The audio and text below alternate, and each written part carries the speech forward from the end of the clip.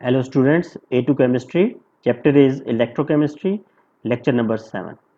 आज के लेक्चर में हम स्टैंडर्ड इलेक्ट्रोड पोटेंशियल की लास्ट एप्लीकेशन स्टडी करने जा रहे हैं। स्टैंडर्ड इलेक्ट्रोड पोटेंशियल की लास्ट एप्लीकेशन जो है, by using standard reduction potential how we can write down cell diagram.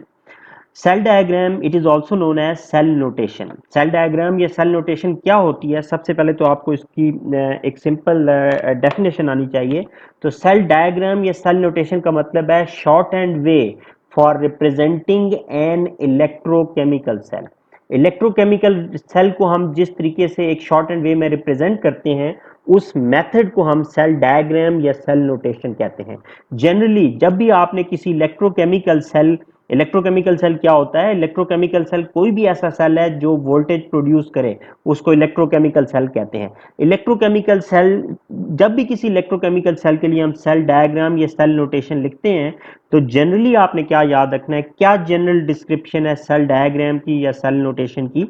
Cell notation या सेल डायग्राम लिखते हुए हमेशा जो केमिकल रिएक्शन एनोड पे होता है, और आप लोगों को आइडिया है एनोड पे ऑक्सीडेशन होती है, तो एनोड वाला रिएक्शन हमेशा हम लोग लेफ्ट हैंड साइड पे लिखते हैं, और राइट हैंड साइड पे हमेशा कैथोड रिडक्शन का इक्वेशन लिखा जाता है।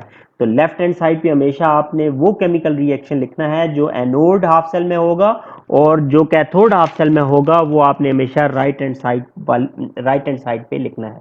ये दोनों हाफ सेल रिप्रेजेंट हो रहे हैं, तो इन दोनों हाफ सेल को आपने इंटरनली किस तरह कनेक्ट करना होता है। दोनों हाफ सेल्स को हम internally by using salt bridge connect करते हैं। तो सॉल्ट ब्रिज को हम कैसे रिप्रेजेंट करते हैं, कैसे डिनोट करते हैं?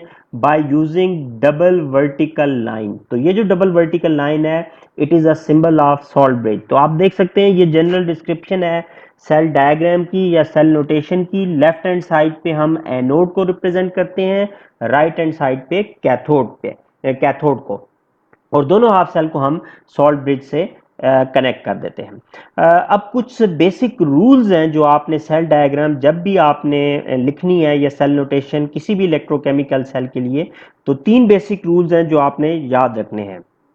रूल नंबर वन, हमारे पास कोई भी हमारे पास केमिकल इक्वेशन हो किसी भी हाफ सेल की, हमने सारे मटेरियल, सारे केमिकल जो उसमें आयंस हैं या मॉलिक्यूल्स हैं, हमने वो सारे मटेरियल्स सेल डायग्राम में शो करने होते हैं। सिर्फ हमने कौन सी चीज़ सेल डायग्राम में शो नहीं करनी होती? इलेक्ट्रॉन्स हम लोग एक्सक्लूड कर देते हैं। किसी भी केमिकल इक्वेशन के इलेक्ट्रॉन्स कभी भी सेल डायग्राम में शो नहीं किए जाते। तो इलेक्ट्रॉन के अलावा जितनी चीजें होंगी केमिकल इक्वेशन में, वो सारी की सारी हम सेल डायग्राम में शो करेंगे। दूसरी बात, अगर कोई केमिकल रिएक्शन होते हुए कोई फिजिकल स्टेट चेंज होता है किसी केमिकल रिएक्शन में, रिएक्टेंट से प्रोडक्ट में जाते जाते अगर फिजिकल स्टेट चेंज होता है, तो फिजिकल स्टेट की चेंज को हम वर्टिकल लाइन, जी हाँ, ये वर्टिकल लाइन से हम रिप्रेजेंट करते हैं। लेकिन अगर किसी केमिकल रिएक्शन में during the conversion of reactant into product कोई फिजिकल स्टेट में चेंज नहीं आती, तो हम उसको सिंपल कॉमा से रिप्रेजेंट कर देते हैं। मैं थोड़ा सा आगे जाके एक्सप्लेन कर दूंगा, अभी आपको समझ आ जाएगी। और लास्ट रूल आपने याद रखना है, अगर किसी हाफ सेल में प्लेटिनम यूज हो रहा है, तो प्लेटिनम हमने हमेशा एनोड कैथोड अगर दोनों में यूज हो, दोनों में भी हमने प्लेटिनम हमेशा शो करना है। अगर एनोड में प्लेटिनम यूज हो तो एनोड से पहले हम पीटी लिखते हैं, और अगर कैथोड में प्लेटिनम यूज हो तो कैथोड के बाद हम पीटी लिखते हैं। अब इन तीन रूल्स को आपने माइंड में रखना है। सबसे डिफिकल्ट एग्जांपल जो आपके ए टू के सिलेबस में, ए टू के एग्जाम्स में पूछी जा सकती है, मैं उस एग्जांपल से स्टार्ट करने लगा हूं। उस एग्जांपल का आंसर मैं आपको लिख के दूंगा। उसके बाद कुछ इजी एग्जांपल्स हैं जो आप लोग खुद कर सकते हैं। जैसे देखें, आपको दो हाफ सेल, उनके स्टैंडर्ड रिडक्शन पोटेंशियल की वैल्यूज दी हुई हैं। आपने इन वैल्यूज से सेल डायग्राम लिखनी है इस इलेक्ट्रोकेमिकल सेल के लिए। तो सबसे पहले तो आपने इन दोनों हाफ सेल को देख के ये डिसाइड करना है कि आपका कौन सा हाफ सेल कैथोड होगा और कौन सा हाफ सेल एनोड बनेगा। कैथोड के लिए मैंने आपको बताया था हमेशा दोनों हाफ सेल के स्टैंडर्ड रिडक्शन पोटेंशियल आपने देखने हैं, और जिस हाफ सेल के रिडक्शन पोटेंशियल की वैल्यू मैथमेटिकली ग्रेटर हो, that half cell must undergo reduction. तो यहाँ पे जो हाफ सेल जिसका रिडक्शन पोटेंशियल ग्रेटर है मैथमेटिकली वो है MnO4 नेगेटिव वाला, इसका स्टैंडर्ड रिडक्शन पोटेंशियल प्लस 1.52 है। तो इसका मतलब है इसको हमने कैथोड बनाना है और आयरन वाला हाफ सेल हमारा एनोड बनेगा। तो जब हमने सेल डायग्राम लिखना है तो एनोड आयरन वाले हाफ सेल को हम लेफ्ट साइड पे प्लेस करेंगे और MnO4 वाले हाफ सेल को हम राइट साइड पे प्लेस करेंगे। अब आपने केमिकल इक्वेशंस, क्या केमिकल इक्वेशंस, इनके केमिकल इक्वेशंस में कौन कौन से मटेरियल प्रेजेंट है, तो वो आप डेटा बुकलेट से इन दोनों हाफ सेल की केमिकल इक्वेशंस कॉपी कर सकते हैं। मैं आपके लिए यहाँ पे कॉपी कर देता हूँ। MnO4 की देखें क्या केमिकल इक्वेशंस है जो डेटा बुकलेट में लिखी हुई है। MnO4 is converted into Mn2 plus, ये हाफ सेल इक्वेशन है। पहला जो हाफ सेल हमें दिया हुआ है, दूसरा जो हाफ सेल है हमारे पास उसकी equation Fe3 plus plus electron gives Fe2 plus. अब आप ये देखें, जब आपको ये कहा जा रहा है राइट ऑन सेल नोटेशन और सेल डायग्राम, तो आपको पता चल गया है कि आयरन वाले हाफ सेल में ऑक्सीडेशन होनी है क्योंकि उसका स्टैंडर्ड रिडक्शन पोटेंशियल लेसर है। तो आपने क्या करना है, हमेशा जो हाफ सेल हमारा एनोड होता है उसके रिएक्शन को रिवर्स करना होता है, यानी कि उसके प्रोडक्ट को रिएक्टेंट और रिएक्टेंट को प्रोडक्ट लेना होता है। तो हमारे आयरन वाले हाफ सेल में प्रोडक्ट Fe2 प्लस है, तो हमने Fe2 प्लस को रिएक्टेंट लेना है और Fe2 प्लस को हमने किस में कन्वर्ट कर देना है, Fe3 प्लस में। अगर आप इन दोनों आयंस की फिजिकल स्टेट देखें, दोनों आयंस जो हैं they are present in aqueous physical state. इसका मतलब है जब दोनों एक्वियस फिजिकल स्टेट में प्रेजेंट हैं तो इनकी फिजिकल स्टेट में कोई चेंज नहीं आया। जब फिजिकल स्टेट में चेंज ना आए तो मैंने ऊपर आपको रूल बताया था कि फिजिकल स्टेट में अगर कोई चेंज नहीं है तो आपने उन दोनों आयंस के दरमियान कॉमा प्लेस कर देना है। अब आपने ये जो लिख दिया, आपने इलेक्ट्रॉन को इग्नोर कर दिया कंप्लीटली, बाकी जो भी पार्टिकल्स आपके प्रेजेंट थे आपने वो अपने एनोड वाले साइड पे लिख दिए। डबल वर्टिकल लाइन हम ड्रॉ करेंगे, ये डबल वर्टिकल लाइन हमारे सॉल्ट ब्रिज को रिप्रेजेंट कर रहा है।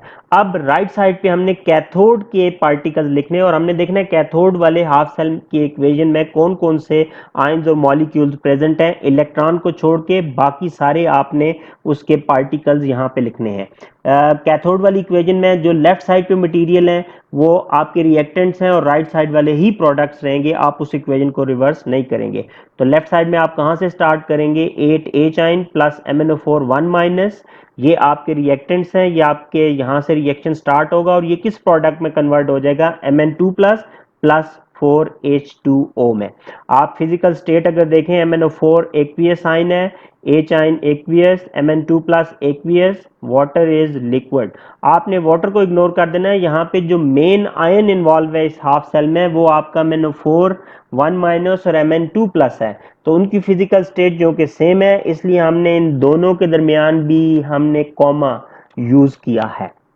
अब एक और बात, इन दोनों हाफ सेल में देखें आप, आयरन वाले हाफ सेल में देखें एक ही एलिमेंट के दो आयंस यूज हुए हैं और दोनों आयंस, दोनों ऑक्सीडेशन स्टेट जो हैं, जब एक ही सोल्यूशन में एक ही एलिमेंट की हूं तो हमेशा उसमें हम प्लेटिनम यूज करते हैं।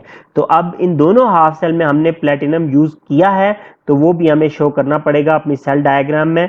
तो आप एक वर्टिकल लाइन एनोड से पहले ड्रॉ करेंगे और उससे पहले पीटी लिख देंगे, कैथोड में वर्टिकल लाइन ड्रॉ करेंगे और उसके बाद पीटी लिख देंगे। अब ये एक कंप्लीट सेल डायग्राम है इस सेल के लिए, इस इलेक्ट्रोकेमिकल सेल के लिए जो आपको अवेलेबल था। मैं उम्मीद करता हूं आपको ये समझ आ गया होगा। मैं कुछ एग्जांपल दे रहा हूं, वीडियो पॉज करके आप खुद उसकी प्रैक्टिस करते जाएं, मैं उसका आंसर आपको शो करता जाऊंगा।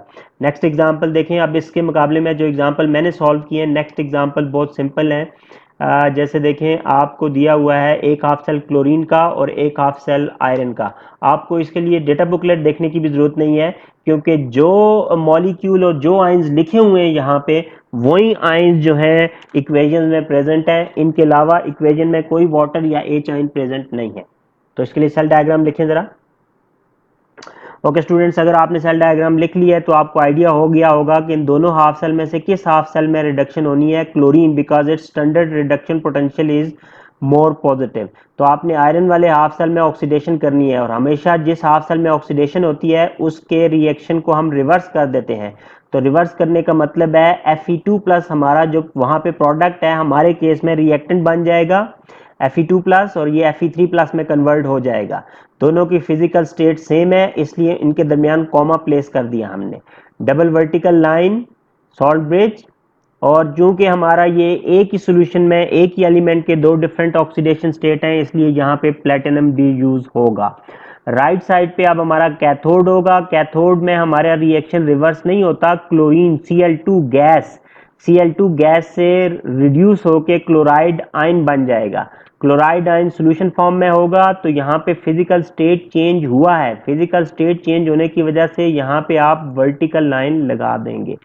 एक और चीज़, यहाँ पे आप इस एटम को बैलेंस करें या ना करें कोई फर्क नहीं पड़ता। अगर आप बैलेंस करना चाहते हैं तो क्लोराइड से पहले 2 लगा दें, it makes no problem, no difference. और दूसरी बात, अब ये जो राइट साइड पे हमारा कैथोड हाफ सेल है, ये half cell non metal chlorine का है। तो non metals are non conductor, तो जब भी कोई नॉन मेटल नॉन कंडक्टर होता है तो हम उसमें प्लेटिनम यूज करते हैं। तो इसलिए इस हाफ सेल के सेल डायग्राम में भी हम लोग प्लेटिनम लिखेंगे। अब ये कंप्लीट आपको मैंने सेल नोटेशन, सेल डायग्राम बता दिया इस सेल के लिए। नेक्स्ट सेल आपको जो गिवन है, it is made up of chlorine half cell and zinc half cell. Okay student, अगर आपने सेल डायग्राम लिख लिया इसके लिए भी, इसमें भी जो हाफ सेल एनोड बनेगा वो जिंक होगा, because zinc it's standard reduction potential value is lesser, mathematically smaller. तो आपने क्या करना है, जिंक एनोड वाले रिएक्शन को रिवर्स करना है। तो जब आप रिएक्शन रिवर्स करेंगे तो रिएक्टेंट आपका जो बन जाएगा वो होगा Zn मेटल, और ऑक्सीडाइज होकर Zn2+ मेटल सॉलिड, और सॉल्यूशन में आयन चला जाता है। तो फिजिकल स्टेट आप देखें चेंज हुआ है। फिजिकल स्टेट चेंज होने से यहाँ पे आप वर्टिकल लाइन लगाएंगे। लेकिन जिंक इज अ मेटल, इसको किसी इलेक्ट्रोड की जरूरत नहीं है, तो यहाँ पे कोई प्लेटिनम यूज नहीं होगा। दूसरी साइड पे आपका हाफ सेल क्लोरीन का है, उसमें कोई चेंज नहीं आएगी। प्रीवियस केस में भी हमने ये एग्जांपल लिखी थी। तो एग्जैक्टली जो ऊपर हमने हाफ सेल जैसे लिखा था उसी स्टाइल से हम यहाँ पे लिख सकते हैं। एक लास्ट एग्जांपल कर लें। इस लास्ट एग्जांपल में आप देख रहे हैं दोनों हाफ सेल जो आपको गिवन है, दोनों के दोनों मेटल्स हैं। तो ये सबसे इजी एग्जांपल है जो आपके एग्जाम में पूछी जा सकती है सेल नोटेशन या सेल डायग्राम लिखने के लिए।